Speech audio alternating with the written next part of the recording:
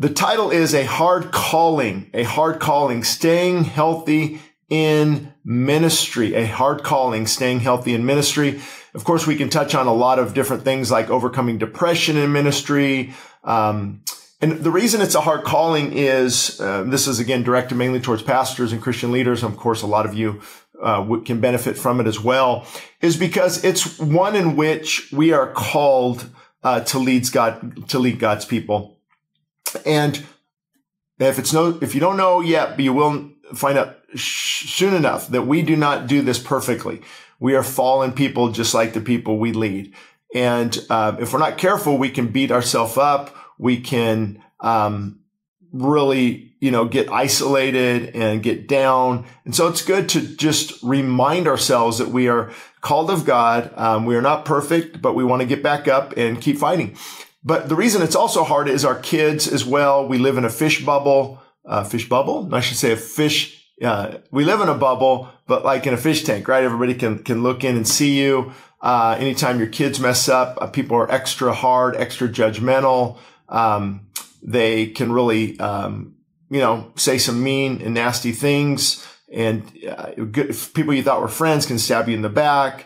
It just, the list is endless. So it's a very hard calling because in the midst of that, I can't act like they act, although I would like to. The old Shane comes out and, hey, I want to go after you just like you go after me.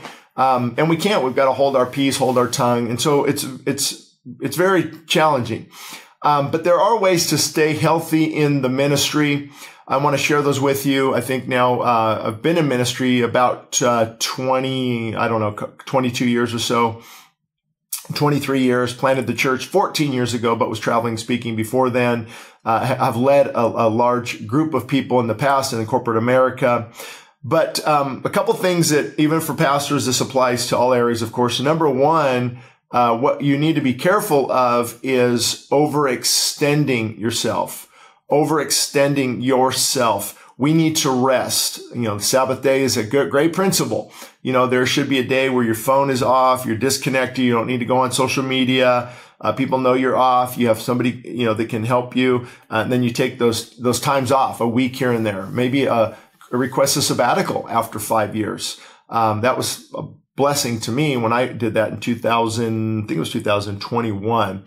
Ready for another one shortly, but fortunately I can take some time in August, off of the ministry and just, revamp everything in my soul, and really get that rest just to unwind. And also your daily devotional time with the Lord. I know we know it, but do we do it? And that's where you're going to succeed or fail. It's usually in that time, morning time. Maybe you're an evening person. I don't know. I know early will I seek him. Many verses on the freshness of the day. Ian Bounds on prayer talks about giving God the clearest hours of the morning. And so that strengthens you. Not overextending yourself strengthens you. You have to figure out what drains you and what builds you, and focus on that. For example, some pastors, they really enjoy counseling and it builds them up. Other people, it really drains them. I mean, obviously they have to do it, but that drains them, and maybe they need to go take a walk afterwards. That really builds them. Or listening to worship music and turning everything off. That really builds them. So you have to focus on things that build you up, not tear you down. Getting rest and sleep. And this is where I want to tie in something that you're not going to hear in seminary. You're not going to hear it from a lot of pastors. And I've been getting a lot of good feedback on this topic. And it's on this topic of health and fitness. So a lot of you can download this book for free, westsidechristianfellowship.org, books on revival, books, all types of books there to help you. But we've got to remember that our physical body, although it's not as important, this is how we do ministry. So if I don't get enough sleep for a while, I'm not eating good. I've got the chemicals, the byproducts, the glyphosate from pesticides, tons of caffeine. Let me tell you, caffeine is not good for a lead past any type of leadership position because it's a central nervous stimulant. So basically you're constantly high on this drug that keeps you amped up. And so, I know that's going to be hard because 99% of you watching love your coffee. Okay. Well, enjoy a little bit in the morning. But watch, does it start to distract you from the word? Your attention span is not as good. You snap at your kids, you yell at your wife, you're mean to members, and it's huge. It's a huge issue that nobody wants to talk about and everyone wants to excuse. Well, it doesn't affect me that way. Well, okay, maybe not. I'm just saying though, check it out. It is a drug. It is a stimulant. So if it doesn't affect you, maybe you don't think it affects you because you haven't tried going off of it. And whenever I went off, I just realized, man, I'm so calm. But again, might not affect you as deeply, but you can switch to green tea. You can have, or just have a little bit of just in the morning. And again, make sure you're eating good throughout the day. Are you eating God-given food? I know we love to drive through our favorite coffee shop. We go out to eat with people a lot, and we can really eat a lot of things that aren't good for us. And when you're eating chemicals, additives, preservatives, food coloring, all these different things, guys, it makes you feel bad. You feel depressed. You feel lethargic. So I don't know why more people aren't talking about this, because this is huge. This is huge. How we take care of our body affects how we minister. It affects if you don't believe me, try having a couple beers before you preach. Don't try it, but you know what I'm saying. Try having a Xanax before you preach. And I've done this before. When I first started ministry, I went to men's breakfasts. They would have me preach, and I'd have that big breakfast burrito, and man, I'm just like, by the time it's time for me to go up and speak, I want to take a nap. And so you realize that this is not just a slight recommendation.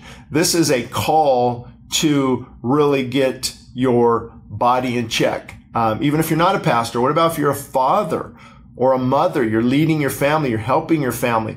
How much better? Again, it doesn't mean we don't get depressed. It doesn't mean we don't go through challenges. It doesn't mean we'll never be sick. Actually, attacks of the enemy, our fallen nature, we could get sick even when we're doing all that we can do. But you want to put everything in your favor. You want to be ready to go in the morning, ready to go in the evening. You want to be taking care of this gift that God has given us. And here's the key. We know what we need to do. So we have the knowledge, but we're not applying the wisdom. Wisdom is applying what you know to be right. So we know that we need to be doing these things. Some of you'd feel so much better if you dropped 20, 30, 40, 50 pounds. And especially, just for me, I realized when I was up there preaching years ago, and even I was 240 pounds, which, 6'2", you can hold it well. But realizing, man, if I don't get this under control, and I hit 250, 260, it's an outward of reflection that shows my lack of discipline. Again, in my own personal life, I'm not coming against anybody. I'm a fellow struggler, but at some point in time, we need to get rid of the junk that is hurting us and our families. I'm just shocked when I see families like dads ordering these huge, sugary drinks at their favorite coffee shop that's got 60 teaspoons of sugar in it. They're giving it to their kids, they're giving it to themselves, and then they don't know why they're so anxious and why their kids and why they have family problems. A lot of times when you look at the dynamics of a family that is not healthy, yes, spiritually first. Look at that. Absolutely. But then look at what the family's consuming. We can get into the gut bacteria microbiome. We can get into brain-derived neurotropic factor in the brain. We can get into glucose and glucose sensitivity. But let me tell you, when you begin to eat God-given food, lose the weight, you're going to feel so much better. So that's my little rant on that. And then, like I said before, make sure you have time of worship and time for prayer. Get your heart right before God.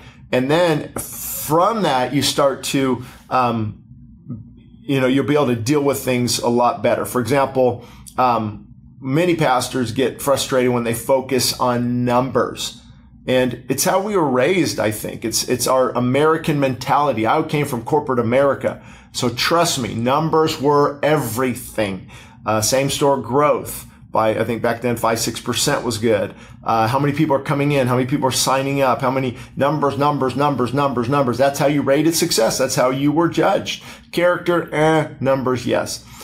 So we take that and we look at that person. If I could have, a mega church, let me tell you, mega churches bring mega devils. More numbers, more problems. New levels, new devils. You heard all that. And a lot of it's true. I don't know if we were created. I've got friends who, I pastor a large church. It hasn't crossed into the mega church status, yet. I don't know if it ever will. I want God to do it. because if he doesn't do it and we do it and we're all about numbers, it will fall apart. It's not healthy. And you can only effectively pastor so many people. And that's why now in the news, while I'm recording this in July 2024, I mean, it's just like every day, this mega church scandal, this mega church sex abuse, members are coming out. It's hard. It's like a big gathering, and you can't shepherd things well that are so big unless you have, tons of leadership, of course, tons of elder qualified men. And a lot of things can go on because you're after the numbers. And when you're after numbers, you'll begin to compromise. You'll compromise who's serving in certain areas, children's ministry or ushering or greeting or worship, because you want the numbers. And you got to get back to faithfulness and say, Lord, if I lose some numbers, I don't care. I'm going to be faithful to you. And to me, faithfulness is the key. Most of the people I look up to are not pastoring mega churches. I would say the majority of people. And the biggest churches, I wouldn't say the biggest, but the majority of the churches in America, like 80%, have under 100 members. That's faithfully shepherding those who God has given us. Now, if God grows the ministry, the building's too small, he's doing it, but make sure your heart is right. If not, it's going to lead to depression because you're focusing on the numbers. And I want to say this, I was going to do a different podcast on it, but fruit cannot justify poor character or error. I see so many people saying, but look at the fruit. Look at the fruit. Okay, well, God can bring fruit wherever he wants. It doesn't mean what you're doing is correct. How many churches have good fruit, but it gets exposed later that there was sin in the camp, whether pastors, elder, leadership team, whoever. Oh, but look at the fruit. Or, I challenged somebody recently about they had women lead pastors on the stage at this event, and we don't agree with women leading men in the position of elder. Every other area is fine, but that leading that man, the pastor role, we think is reserved, biblically speaking, for the men. And so she said, but look at the fruit, Shane. I said, well, just because there's some fruit doesn't mean that we're not out of order. So I just hear this a lot. Somebody, maybe prophetic voices or things that they're doing in church that are not that great. Man, I don't know about that. I don't think that's good. I don't think it's biblical, but look at the fruit. Okay. How much more fruit would you have if you obey God in these areas? And so we justify poor decisions and poor choices because we see a little bit of fruit. For example, somebody, could be caught in some sin, preached on a Wednesday night, was caught in sin. And I've had testimonies of pastors, well, not testimonies plural, but I had a testimony of a pastor a while back on my podcast who was having an affair with this lady for years and preaching some of the best sermons he's ever preached. I'm like, well, how is that possible? He said, well, I was so broken over this that it came out in my preaching. But at some point, if a person's so broken, why is there no repentance, right? And I think there was repentance, but still caught in that. But he could easily have said, but look at the fruit. We had 10 salvations that night. We had people come, man, look at that fruit. No, God used you in spite of your lifestyle. So this point irks me because so many people excuse sin or bad doctrine and they say, look at the fruit. For example, I could go and name a lot of names right now. A lot of these big guys, big names you see on TV, they have their jets and now I'm not against a private jet. I know some ministries that need to have it. And I'm glad they have it. But for the most part, it's about the money. And they say, look at the fruit, man. We had, 1,000 people come, give their lives to Christ through our ministry and look at these letters. And so they use that to justify bad fruit. Don't do that. Don't do that. That does not please God at all. So if I were to sum it up, especially for pastors, it's a hard calling. Staying healthy in ministry. First, you have to stay healthy spiritually. Okay. The time with the Lord, devotion, repentance, a clean heart, clean hands, accountability, transparency. We just had a situation. I won't go into a lot of details, but, I wound up, I was in an area, everyone had left and there was a female in a different area of the building.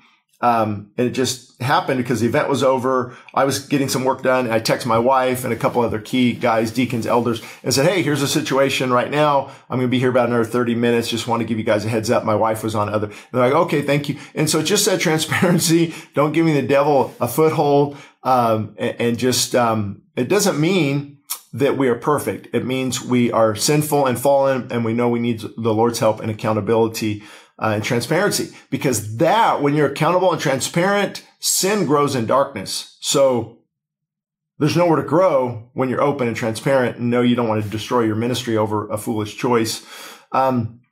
So spiritual health is first and foremost. Get that time with the Lord. Don't say you're too busy, because that's when people fall, they say, I was too busy. I was too busy for God. And they fall, because ministry should never take the place of intimacy. I'll say that again. Ministry should never take the place of intimacy. And then you got to get your health in check and start to feel better. I'm not a perfect example. I wish, I could do a little bit better, but I also want moderation and balance. I don't want to be so extreme that, I turn into a CrossFit guy and I drop all my, responsibilities at home and at the church and things I have to, do, but you have to do what you can do. So spiritually, physically, don't worry about numbers. And I didn't say this earlier, but this one's important too. Get used to the fact that people will leave. Okay. Get used to the fact people will leave. Don't let that depress you. It used to really get to me, early on, because I thought, hey, we're building this church together. I had friends, family, and then, I don't like that your preaching's too hard, or I don't think kids should be in the service. I don't think kids should have their own ministry. I think they need to be in the service, the family integrated church, which is great points, of course. And we encourage kids to be in the service, but I had people leave for that reason.